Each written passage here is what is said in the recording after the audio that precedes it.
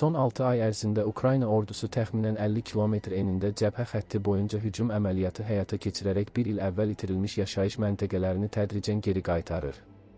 Bu barədə nüfuzlu açıq mənbələrin təhlili üzrə mütəxəssis Klement Molen yazır. Rəsmi açıqlamaların olmaması və çox az sayda video materialın yayımlanması səbəbindən bu əməliyyat barədə çox az məlumat mövcuddur. Buna görə də baş verənləri anlamaq üçün mövcud bütün məlumatlar bir araya gətirilib. 2025-ci ildə Rusiya ordusu 2024-cü illə müqayisədə irəliləyiş tempini 2 dəfə artırdı. Lakin onun ən diqqət çəkən uğurları Donbasda deyil, başqa istiqamətlərdə əldə edildi. İlin əvvəlində Rus qoşunları Velika Novosilkanı ələ keçirdikdən sonra şimala doğru Kamar, qərbə doğru isə Hulyaypol istiqamətində hücuma başladılar. İlin sonuna doğru Ukraynanın vəziyyəti kritik həddə çatmışdı. Cənuba yönəlmiş müdafiə xətləri şərqdən yarılmış, Rusiya qüvvələri isə əhalisi təxminən 800 min nəfər olan Zaporojye şəhərinə tədricən yaxınlaşmağa başlamışdı. Hulyaypolenin ələ keçirilməsindən sonra bir çoxları Pokrovskoy, Ternovatoy və daha sonra Orekhovo yaşayış məntəqələrinin də düşəcəyini gözləyirdi.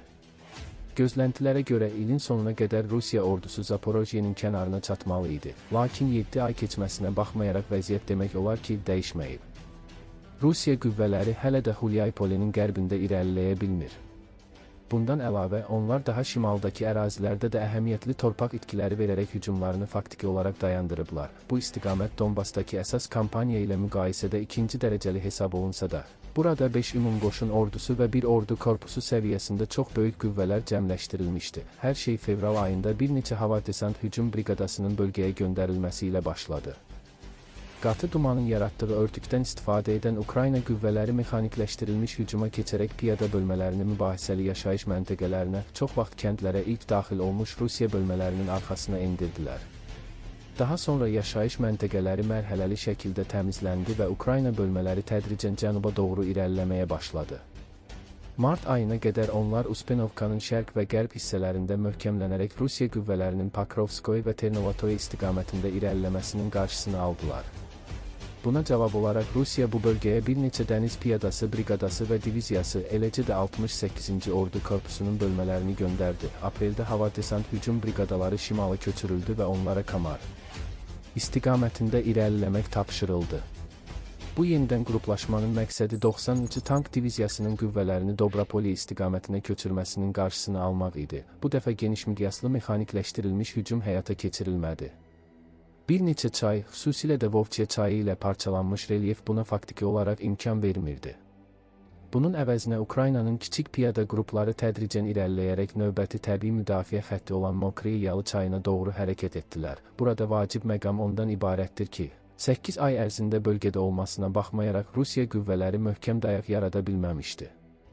Geniş çay şəbəkəsi logistikanı çətinləşdirir, yaşayış məntəqələrinin kiçik olması isə böyük qüvvələrin cəmləşdirilməsinə imkan vermirdi. Nəticədə Ukrayna bölmələri nisbətən gizli şəkildə Rusiya mövqelərinin arxa hissəsinə çıxaraq Mokriy Yalı çayına çatmağa nail oldular. Əməliyyatın keçirildiyi ərazidə ciddi informasiya məxfiliyi tətbiq edildi. Azad edilmiş kəndlərdən birində Ukrayna əskərlərinin bayraq qaldırmasını əks etdirən cəmi bir videodan başqa, Ukrayna tərəfi artıq 3 aydır davam edən əməliyyat barədə demək olar ki, heç bir məlumat yaymadı. Rusiya tərəfi də vəziyyətin real mənzərəsini gizlətməyə davam etdi. Vostok qoşun qrupu yalnız geolokasiyasını müəyyən etmək çətin olan videolar paylaşır, eyni zamanda bayraq qaldıran qruplar adlandırılan dəstələri göndərirdi. Bu qruplar faktiki olaraq intihar xarakterli tapşırıqları yerinə yetirirdilər. Onlar İskraya çatır, Rusiya bayrağını qaldırır və bununla da həmin əraziyə nəzarət olunduğu görüntüsünü yaradırdılar. Başqa sözlə, vəziyyətin əsl mənzərəsi barədə çox az məlumat mövcuddur. Lakin demək olar ki, Ukrayna qüvvələri Kamarın kənarına qədər irəliləyərək 90-cı tank diviziyasının qüvvələrinin təxminən yarısını bu istiqamətdə saxlamağa məcbur ediblər. Beləliklə, Yeni Donbas xətti adlandırılan müdafiə xəttinin bir hissəsi artıq 10 ay ardıcıl olaraq qorunub saxlanılır. Həmçinin böyük ehtimalla Ukrayna daha cənubdakı bir neçə yaşayış məntəqəsinə də yenidən nəzarəti bərpa edib.